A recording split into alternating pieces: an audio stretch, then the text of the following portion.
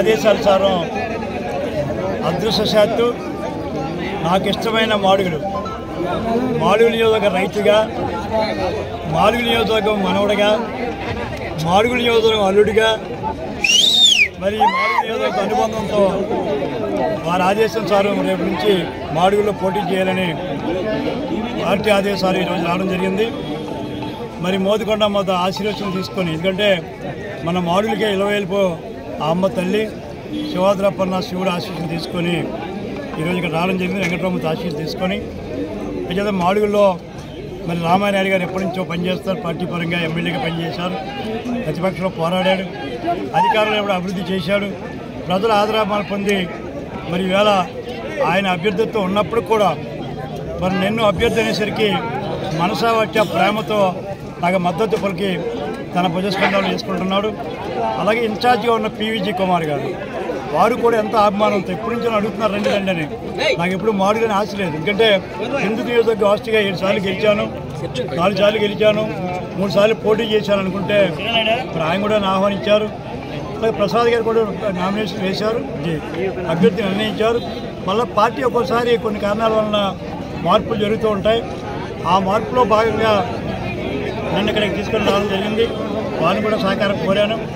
అదే రకంగా అప్పలరాజు గారు స్థానికంగా ఎప్పటి నుంచో సీనియరు, వీరందరూ కార్యకర్తలు, నాయకులు సహకారంతో మండలపాటి జగ్గారావు గారు, అలాగే జనసేన, బీజేపీ, తెలుగుదేశం పార్టీ నాయకులు సంపూర్ణ మద్దతుతో మరి మాడుగులు సేవ చేసి అదృష్టం రావడం చాలా ఆనందంగా ఉంది. నా కాన్స్టిట్యూన్సీలో లేకపోయినా, నాకు అవకాశం లేకపోయినా మంచి కాన్స్టిట్యూన్సీ మళ్ళీ ఇచ్చినందుకు చంద్రబాబు నాయుడు గారికి అభినందిస్తూ, లోకేష్ గారిని అభినందిస్తూ మరి రేపు నుంచి ప్రచారం ప్రారంభిస్తాం. రేపు నుంచి నేను సీఎం రమేష్ గారు, ఎందుకంటే ఈరోజు కేంద్రం నుంచే అనేక నిధులు వస్తూ ఉన్నాయి, మనకు వచ్చే పథకాలన్నీ కేంద్రమయ్యే. కాకపోతే దుర్మార్గులు జగన్మోహన్ రెడ్డి ఏం చెప్పడం లేదు, తన గొప్పగా పేర్లు మార్చుకుంటున్నాడు. సీఎం రమేష్ గారు అనుభవం వ్యక్తి, కేంద్రంలో ఏదైనా చేయడం సమర్థుడు, కడపలో అనేకమైన కార్యక్రమాలు చేసిన పనులు. అలాగే బీజేపీ అభ్యర్థిగా ఇంత చెప్పిన పెద్ద ఆశీస్సులతో రైతాంగం కోసం, ఈ నియోజక అభివృద్ధి కోసం మరి చూసాం రోడ్ల మీద వస్తూ ఉంటే మా నడుములు పోయినట్టు అనిపించింది. ఇంత అభివృద్ధి లేకుండా ఈ మాడుగుల రైతాంగం ఉన్న ఈ ప్రాంతాన్ని, రైతాంగానికి కావాల్సిన పంటను లాభసాటి చేయడం, వ్యవసాయం లాభసాటి చేయడంగా బాధ్యత తీసుకోకుండా రైతాంగం కుదేరైనారు. ఇవన్నీ దృష్ట్యా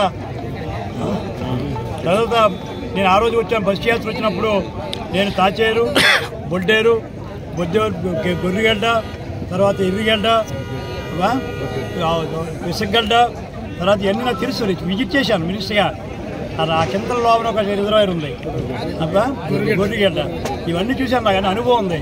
రైవాడ కూడా నేను చెప్తాను మీటింగ్లో, రైవాడ ఆధునీకరణ డబ్బులు లేకుండా శంకుస్థాపన చేశారు. మైన్ ఇరిగేషన్లో డబ్బులే లేవు, పనులు మొదలెట్టించారు. ఎడిషనల్ ఇక్కడ డెవలప్ చేయవలసి ఉంది. రేపు పోలవరం వచ్చిన తర్వాత అది చెప్తారు మీటింగ్లో, దాని కూడా ఒక ఆలోచన ఉంది.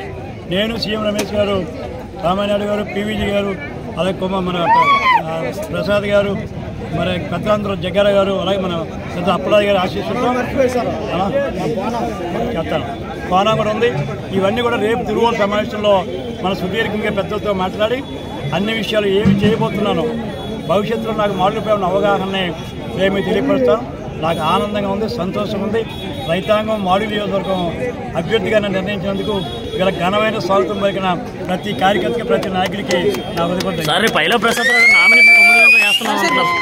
పైలా ప్రసాద్ రావు గారు రేపు 9 గంటలు మా పార్టీలు ఎప్పుడు ఉంటాయి. మాలో కుటుంబంలో ఒక ఆయన కూడా ఆయన ఆల్రెడీ మాట్లాడతారు.